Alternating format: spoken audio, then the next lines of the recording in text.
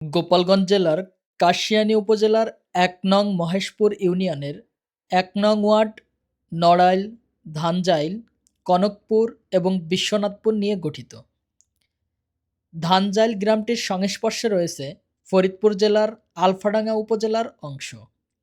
আলফাডাঙ্গা এবং কাশিয়ানী উপজেলার বিচ্ছেদ রেখা হিসেবে ব্যবহার করা হয়েছে বারাশিয়া নদীকে।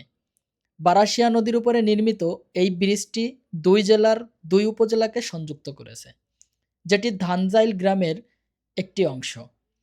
এই ধানজাইল গ্রামে রয়েছে একটি প্রাথমিক বিদ্যালয়, একটি মাদ্রাসা ও ঈদগাহ ময়দান এবং একটি বাজার ব্যবস্থা। প্রত্যন্ত গ্রামের মধ্যে এই বাজারটিতে রয়েছে বেশ কিছু দোকানপাটের ব্যবস্থা এবং চান্দিঘর। এছাড়াও এখানে সপ্তাহে ২ দিন হাটের ব্যবস্থা রয়েছে। আমার সামনে থাকা এই ফাঁকা জায়গাটিতে ঈদ উপলক্ষে পশুর হাটের ব্যবস্থা করা হয়। সব মিলিয়ে ধানজাইল গ্রামটি খুবই সুন্দর এবং কাশিয়ানী উপজেলার গুরুত্বপূর্ণ একটি অঞ্চল। ধানজাইল গ্রামের সকলের প্রতি রইল শ্রদ্ধা এবং ভালোবাসা। আল্লাহ হাফেজ।